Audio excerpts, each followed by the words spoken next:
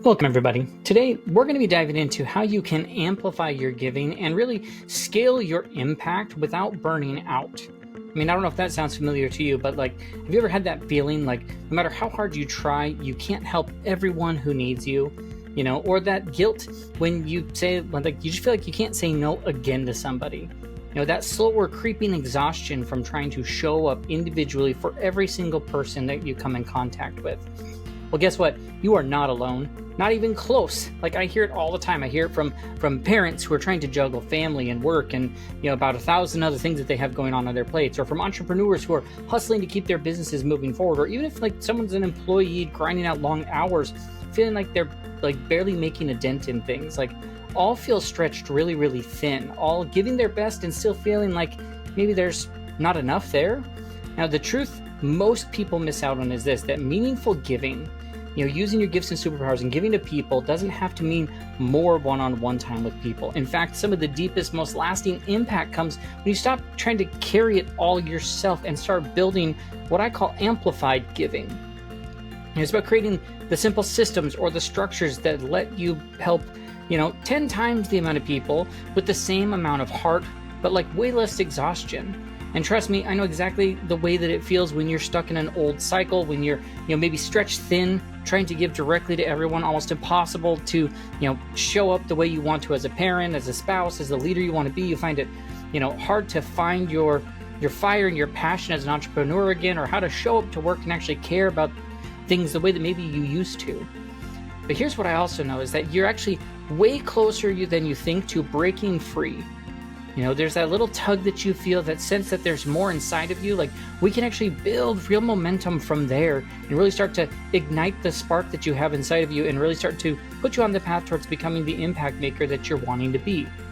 And my name is Jake Talbert. I'm the founder. I'm the author of this book. It's called The GIVER Method. It's an Amazon bestseller. It's been out since November. It's an Amazon bestseller. Tons of 5-star reviews. And since it's been out, it has helped thousands of people to unlock their potential, live a more fulfilled life, have deeper relationships with those they come in contact with, and be able to amplify what they're able to do across so many different levels. I'll put a link so you can go get it on Amazon. It's the best $10 you could invest in yourself. At the same time, if you're not ready to invest the $10 in the book, then I'll put a free resource down there called The Giver's Roadmap that you can get access to as well. Start taking yourself down that sort of a path. Now, in the next 15 minutes or so, I'm going to walk you through these 5 really important steps and principles that I've found that are help you move from, maybe exhausting one-on-one giving to creating the scalable and sustainable impact that you can make greater impact, even if you have a crazy busy life, if you're carrying a ton of responsibilities and you feel depleted even maybe right now. And these aren't just good ideas or simple things. I actually just presented to a whole group of entrepreneurs on the same concept where it's these are going to be the battle-tested strategies that help thousands of people like you realize how I can structure my generosity and it actually leads to deeper connection, more impact, not less. People are so concerned that if they try to amplify or try to go to more people that they just can't give as much heart, and that's a lie. You can. So if that's what you're craving, stick with me. We're going to dive more into this. Before we jump in, of course, if you are new here, please hit subscribe, ring that bell for notifications. I don't want you to miss out on any of the content we have around, unlocking your gifts and creating the type of impact that you're here to make. At the same time, like the video and comment your thoughts along the way. I would love to know what you're taking away from it.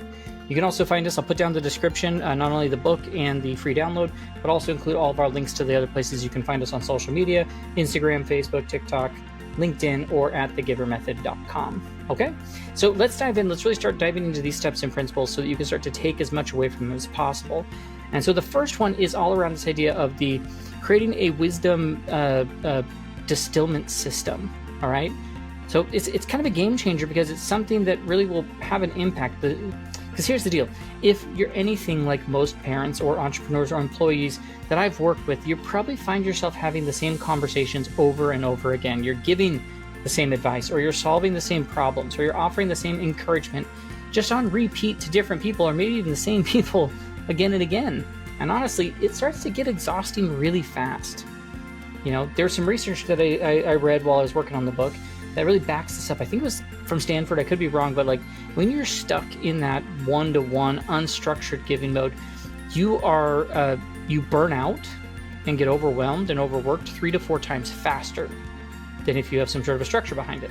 And when that happens, you're not just tired, you're actually limiting the number of people that you could be helping. So this sort of a wisdom, distillment system, it changes things for you. Instead of burning yourself out and giving the same wisdom over and over, you start capturing your best stuff, best advice, your process, your encouragement, and you turn it into resources that could live on their own. It's about letting your best thoughts work for you, even when you're not in the room. So how do we do this? How do we put this into place? So like step one on this thing is going to be pay attention for maybe a week. Maybe it might take 2 weeks, but start tracking what people are asking you for help with. What do they come to you over and over again? Is it parenting advice? Is it business tips? Is it problem solving at work? Like make quick notes of when these happen. Then what you're going to do is step 2, look for the patterns, because at the end of the week, you're going to look for what are the top 10 giving requests that I'm being given, that people are requesting of me. These areas where you give the most help just naturally. And so then 3, start thinking of what are solutions and resources that I could develop that are going to help. I could, pick from a list of things you do and create, something that can be shared again and again. Gosh, in business, it's like a PDF or a checklist, or maybe you record a video on your phone, or create a template, an email that you have that you can send people. Don't overthink it. Just focus on how do I make this helpful, but it doesn't have to be crazy fancy. If you're a parent who is always helping other parents, maybe pick schools, put together something that's how to choose the right school. If you're an entrepreneur, answering the same hiring questions again, record a video about maybe your 5 hiring rules. Or if you're the go-to tech person, maybe build some sort of simple troubleshooting cheat sheet or checklist that people could use when they need help. And then what you want to do is the 4th step is make that easy to find. Store resources somewhere simple, a shared folder, a Google Doc, somewhere that's easy to send to someone when they need it. And then the next time somebody needs help, there you go, boom, you've got that resource ready to go. Then you can add a quick personal note, you can make it, whatever you want that to be, but you're no longer restating something and doing everything from scratch every single time. The beautiful part is that when you do this sort of thing, you're actually helping more people better because it's not draining you as much. Like I said, the different research out there can show that this one shift could actually could cut down repetitive giving requests by probably up to 65%. Now, the people that you help actually value the support more because it's clear, it's consistent, and it's always available. And the bigger, bigger than better, your wisdom deserves to reach more people who actually need it. You're not being less personal, you're just making your gifts go further so that you can impact more than you could do on your, if you're just doing it on your own one-to-one. So the second principle is structuring generosity into some sort of a framework, because something that drains us way too many people is the random giving. Yeah, I don't know if you know what I mean, but you're answering texts at all hours. You're getting pulled into surprise coffee chats with people, jumping on last minute calls. This will just take a second, things like that. But before you know it, your whole week's shot. And so is your energy. And so if you create a structured framework around your generosity and your giving, it's cool. Instead of being on call 24/7, I'm going to structure that lets me create sets and channels, set channels I go through, or times where I utilize, giving more. It's moving from always being there to being fully present when it actually matters. Now, the kicker is that, a bunch of different studies out there show that this sort of a shift could actually multiply your impact. One of the articles I was reading that talked about a 10 to 20x in your impact while seriously cutting down on the pressure and the exhaustion you feel. So yeah, let's talk about just protecting your time as a part of that. That's what the framework is designed to do. So here's how you make it real, and trust me, it's going to feel amazing once you do it. So the first thing is what's the energy drain that you have? What type of giving that just wears you out the most? Is it the random texts? Is it unplanned can I pick your brain meetings? Is it the constant email coaching that you have to do? Just get super clear what's bleeding you dry, and then create containers for each draining spot. Design these, what are the structured alternatives? Instead of random acts of random advice chats, set open office hours where people could pop in. Instead of an effortless, an endless one-on-one coffee meetings, host a group, meet up together with very distinct time where we can talk through things. Instead of replying to a million help emails, start a simple email newsletter that has top tips in it, things like that. Instead of, ad hoc mentoring people, like build a small structured mentoring program. Like whatever the thing is, you're not shutting people out. You're just trying to create some barriers and structure around it so that when you give, you can be more valuable. And then the third thing there is going to be, you have to communicate it as clearly as possible. Like, hey, here's how this works. Like, I make myself available for that type of stuff this time of day or at these times. Like, when can they reach you? Like, anything that maybe they should prepare? What can they expect? Like, the more clear you are, the even smoother it's going to run for you and for them. And then, like, you put it on the calendar, and I'm serious when I say putting it on the calendar. Like, it's weird. It might feel weird, but you have to block off time, like office hours, workshop hours, newsletter hours, like whatever your giving needs to look like. When it's scheduled, it stops bleeding everything else. Like, it's not going to bleed into the rest of your day. Tuesday mornings are office hours, or the first Thursday is my group Q&A, or Friday afternoons is newsletter writing time. Like, when you structure that sort of giving, you show up 100% without losing it throughout the whole week. And it matters a ton. Like, this really does. When you go from that scattered giving to structured giving, you don't just protect your energy, you actually elevate the impact. Research is going to show that, it reduces the mental load when you have random requests. Like, the structured is going to be 80% less mental load for you. You're no longer just a person's like always available but half-drained person. Like, you become the person who's fully present, fully energized, which is going to have a massive impact on what you can do when you're working with them. Now, our third one is, like, what's that knowledge creation system? Because here's the thing I wish more people talked about. The knowledge that you have is one of the most powerful gifts that you have. But when it stays locked in your own head, like it or only comes out in these one-on-one conversations, like, you're stuck playing small with your impact. So creating some sort of a knowledge system, instead of pouring yourself out one person at a time, like, you start turning your insights into those simple resources. Like I say resources, and a lot of people think from a business mentality, but these are amazing even in your personal life and how you can use them in that sort of a way. You're doing it because the smartest, most sustainable way to help people is doing this without, running yourself into the ground. And get this, so there's this thing, it's called the amplification paradox. So it turns out that systematic structured giving, like simple, a guide, a video, a podcast, a note that you save that you can copy and paste when you need to send messages to people, often impacts people even more deeply than direct advice, because they can absorb it at their own pace. Like, compared to, like, just in the moment, they can do it when they're ready. Now, here's how you can make it real without turning it into some giant, like, overwhelming project that I have to download all my knowledge into. So create knowledge assets. Like, so what are your assets? What do people ask you for? What do they ask you about all the time? What problems are you going to help them solve? What stories, systems, or advice do you give out over and over again? And list those things out. Maybe you've got 5 to 10 of them that you share more than the rest. And if so, that's great. That's gold.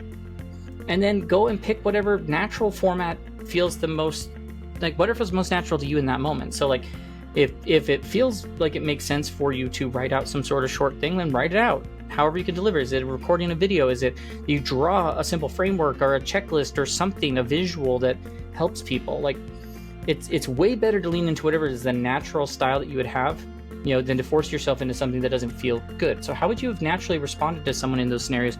Or what could you provide them to be super natural part of the conversation to give them that sort of value? And then now just start small and keep it simple. Set aside, like, what's that tiny block of time each month where I'm going to take, a couple hours in a day or whatever, and I'm just going to capture my knowledge and not overcomplicate it. Like, I'm just going to do a guide or a video or a podcast or type something out, like whatever it is. And the pro move is, like, to cascade your content. So one really solid video can turn into a written guide. You could pull in a few quotes from a social post. You could make checklists from it. Like, you could use multiple resources, and then that one effort, like, has all these additional ripples that it can add to it, and then make it easy to find. Once again, there's no point in creating stuff that people can't find. So how do we organize it so it's easy for you to pull out and use it? Is that a Google Drive? Is it a resource on a page? Is it in a note on your phone? Like, so, looking for help with blank, like, start here. Hey, need support with whatever? Like, here's a video. Like, or just, it's notated, it's titled correctly in your phone or wherever it's saved. So if you need it, you could go find it real quick and provide it to people. This sort of a knowledge system, it's like a secret weapon that really increases your ability, it scales your ability to create impact without sacrificing your time or energy or your sanity. Okay? Like, it's not just about the reach, it's about the freedom, for you and the people that you're trying to help, because when your best wisdom's out there and ready and waiting, people can access it when they're ready. Like, they're going to come back, they're going to reflect on it, like they want to apply it at their own pace, and that's generosity. That's giving it to them at the right time, in their right place, in the way they want to consume it. Now, the fourth one, because we have a total of 5 of these, so the fourth one is how do I do empowerment through a teaching model? If you're always fixing the same problems for people, you're not scaling your impact, you're just babysitting your impact. Like I say that with as much love as I can to you, because like I used to do it. Someone brings you a problem and like boom, like you're gonna swoop in with that solution. You're trying to help, you're looking for those reasons. Again, it feels good for a second, you're helpful, needed, but like the downside is that they're gonna be back in a week, right? The same problem. Or someone else is gonna come to you and they're gonna be stuck on a hamster wheel of solving a problem or solving a thing or doing whatever. Like, they're just gonna be completely worn out. So that's why I love, like, well, great, how do I empower people through a teaching model? Instead of just handing people the answer, you start teaching them how to think, or how to approach the challenge, or how to figure things out on their own. And when you do that, that impact multiplies as well, because the people you help don't just stop needing you, they actually can start helping others. So start by like what you want to do. Notice like your default moves. Like the next time someone asks you for help, like catch yourself. Like, do you rush into the solution? Are you stepping back to help, see how they could solve it themselves? Create an awareness. Like, that awareness is everything, because once you can see it and you can start changing it to be like, well, let me step back and find what's the, how can I help them see how they could solve it versus me just giving them the answer. Like, don't take the easy way out. So you then build your, like, what's the different responses? Like, I've got, the teacher would build out templates or worksheets. Like, so instead of giving them the answer, like, great, well, immediately, like, the solution they need, because sometimes people are in the weeds and all they need is just you to give them, hand them something. What's the thought process that maybe you could use to figure it out? What's the big picture principle that's being applied that could apply to multiple situations? Or is there resources, books or frameworks or videos that they can use to keep growing beyond that, right? Like, biggest thing is to look for the patterns, look for the things that you can break into smaller parts, and then check in with people and see if it's helping them, if it makes sense to them, if that's something that they could then take on in their own actions. Then you're building their brain. You're not just fixing them, like giving them a worksheet that's going to fix them. It's like, no, I want to build their brain up how they can think through it. So the next time someone brings you a challenge, respond with like, well, what options have you already considered? Like, what's your gut telling you is the real problem? What's one step that you think you could take first? Like, you're teaching them just how to think about the approach, and then you build, once again, what are those resources, checklists, guides, notes, videos that you can do? It doesn't have to be anything fancy. The goal is just to give people tools that they can use when you're not around. This is about it is about giving people something way more powerful than just answers. You're giving them confidence. The science and the research and data out there is going to show that teams that use empowerment models perform, it's like 34% better than, when they can take those things into their own hands. Now, the fifth one is about the delegation with development approach. And so one of the biggest traps that we can fall into is trying to make a difference. I'll just do it myself. Like, look, I'll just do it myself. I'm on it. I got it. That's a trap. I do it all the time. And so we've been there, right? You want things done right. So you just want to take care of, doing it yourself. The people who are helping, like, they want to help, but honestly, like, it's just easier if you just shoulder that on your own. So perhaps like carrying everything, the problem is that you're trying to carry everything on your own. It caps the impact really fast and it burns you out even faster. So you use this idea of like, well, how do I use a delegation with development approach? So it's not about just dumping work onto somebody, and hoping and crossing your fingers that they're going to do it right. It's about bringing, other people into the mission that you're on, helping them grow while you lighten your load. Like, when you do it right, you're not just getting more done, but you're actually building givers. You're building more leaders, more impact makers right alongside you. So what you want to do is identify like, some shareable giving that you may have. Like, look at your world right now, family, business, community, anything, and spot some places where someone could maybe step in and help. Maybe it's some administrative work, maybe it's a project you're carrying, maybe it's support work that, you could guide someone through, like whatever it is. The key, like, find the stuff that's meaningful but also teachable. So gosh, find giving partners. You're not looking for clones of yourself. You're looking for people who share your heart and want to grow, and who are energized by contributing more and more. Sometimes they're already in your circle. It might be a team member, a friend, your child, a volunteer. Like, sometimes you've got to go invite someone in. And then, like, what's the development, like, what's your delegation development plan, right? It's like, this isn't just like a, hey, can you take this off my plate? It's like, hey, I want them to succeed. So I need to define what the task is, the thing, very clearly, and what's the win look like for all of us. Teach them how it's done, and how to your way. What's your approach, your tips, your resources. Give them the supported independence they need. Be available, but don't hover, don't micromanage. And then just check in and reflect together, like, what's working, what's not, and what are we learning as a part of that. You're not just freeing up your time, you're helping them step into these being leaders themselves. And then you build systems that they can use forever. So what's the template, the guide, the video, the document? Like, that's the biggest thing, is how do you get it out of your head on the paper, or in a way that's easily consumable for others? Like, when you delegate with some sort of a development, you don't just create more free time. Like, you're creating people who want to step in, be a part of your mission, and become leaders. You're creating a true ripple effect. Let's be real, like, giving was never supposed to be a solo mission. The more people you invite into what you're doing, the bigger your impact is going to get, without burning you out as a part of the process. Now, we've covered a lot today. We covered everything from that, how we distill our wisdom out, to how we document things to make an impact and such. There's all sorts of things we want to do, but we want to do it where we don't wear ourselves out. If you only take one thing from everything that we talked about today, like, take this, like, meaningful giving isn't supposed to drain you dry. Like, the people who make the biggest and longest lasting impact, they're not the ones running around trying to do everything for everyone all the time. They're the ones who build a system, a structure, a process around it, and it lets them, like, it lets their gifts and superpowers ripple out even when they're not in the room. And so the guilt that you may feel, or the exhaustion of trying to do everything for everybody, like, it's not a sign of failure or anything. It's just inner wisdom waving that flag at you, saying, like, hey, there's a better way. Jake just talked about it. Go do that. Amplified giving, like, this sort of a path, isn't just about being, it's not less personal, it's not less authentic. It's actually honoring your gifts enough to build these structures to carry them further.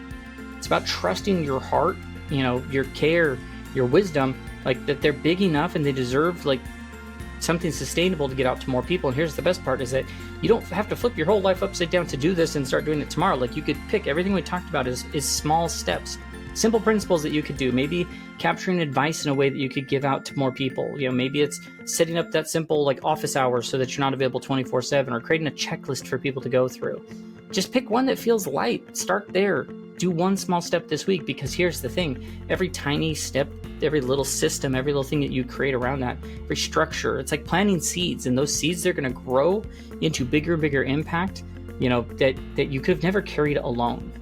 We're not doing big dramatic moves. We're not trying to implode and rebuild. We're trying to just slowly evolve. Simple series of intentional shifts that turn exhaustion, like, from that one-to-one giving, into something really scalable and energizing and lasting for you.